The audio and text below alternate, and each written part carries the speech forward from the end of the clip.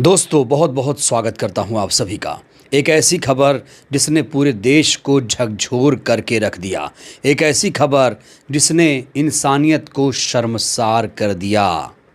अभी तक आप लोगों ने मायावती जी के भतीजे आकाश आनंद या फिर उनके छोटे भतीजे की खबरें कई बार देखी होंगी, सुनी होंगी, लेकिन इस समय मायावती जी की भतीजी चर्चा में हैं। उनकी चर्चा इसलिए हो रही है क्योंकि उन पर इस समय दुखों का पहाड़ टूट पड़ा है। मायावती जी के एक भाई हैं नरेश और एक छोटे भाई हैं आनंद। आनंद के बेटे हैं आकाश आनंद और जो मायावती जी के भाई नरेश हैं उनकी बेटी हैं एलिस।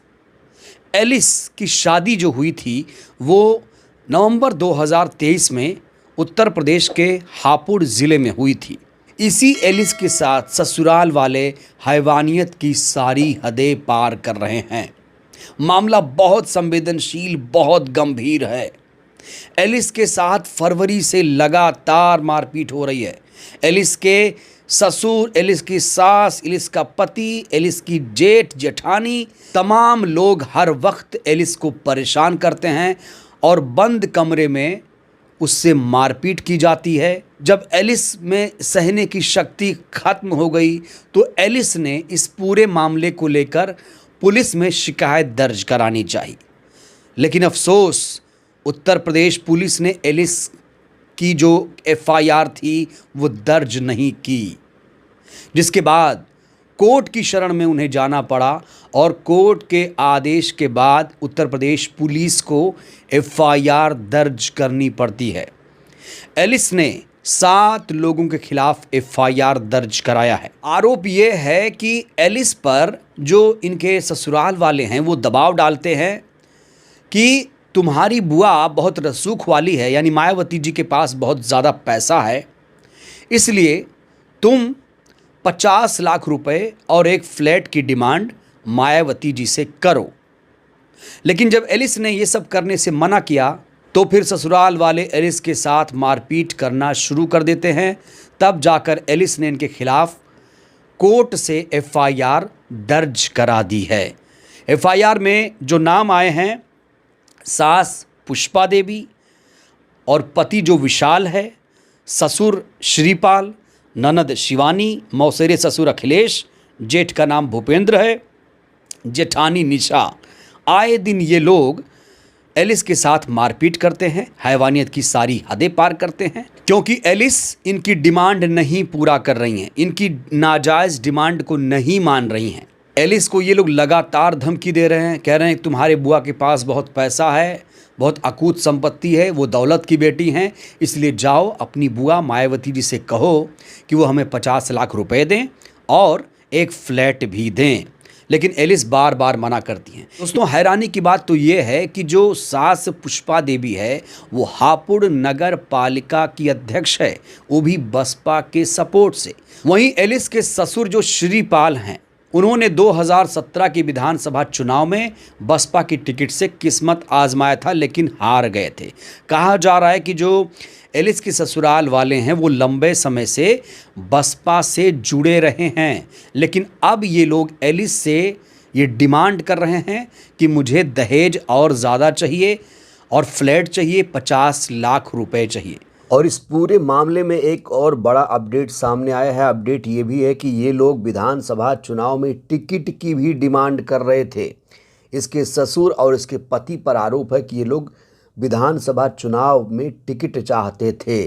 खबर ये मिल रही है कि मुकदमा दर्ज होने के बाद बसपा जिलाध्यक्ष डॉक्टर AK करदम ने नगर पालिका अध्यक्ष पुष्पा देवी और उसके पति श्रीपाल सिंह और उसके बेटे विशाल को पार्टी से निष्कासित करने का आदेश जारी कर दिया है।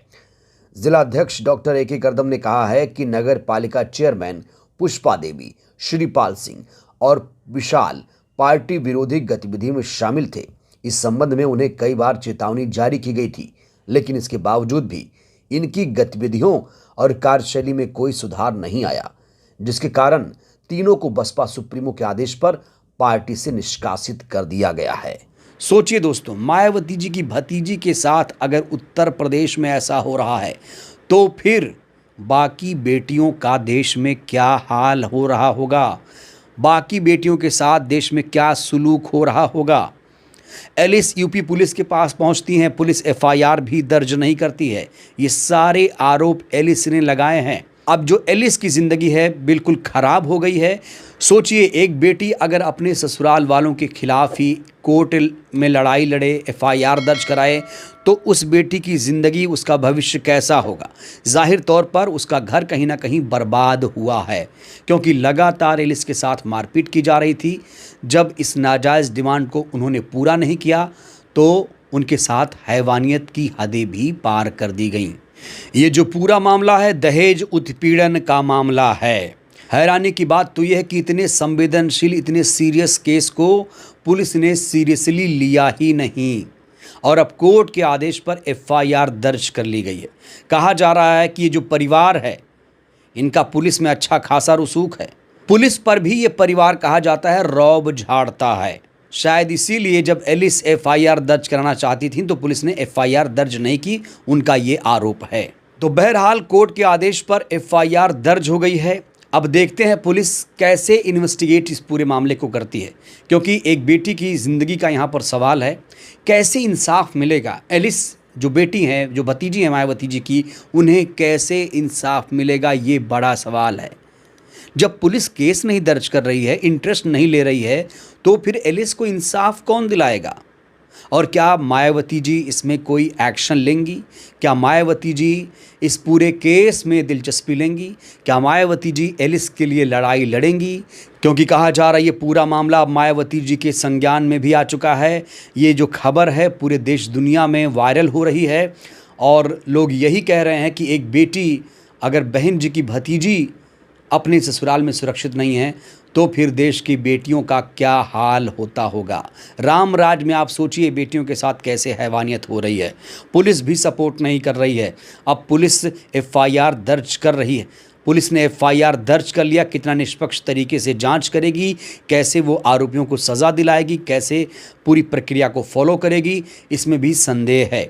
एलिस को हालांकि उम्मीद है कि उसे इंसाफ मिलेगा, लेकिन अगर मायावती जी चाहें तो एलिस को तुरंत इंसाफ मिल जाएगा। और शायद इसीलिए एलिस ने कहीं ना कहीं अपनी बुआ से भी इंसाफ की गुहार लगाई है। ये जो पूरा मामला है अब मीडिया में आ चुका है, एलिस का बयान भी मीडिया में है। ये पूरा मामला दहेज उत्पीड़न से जुड़ा है, बेटियों के आत्मसम्मान, स्वाभिमान, इज्जत से जुड़ा हुआ है।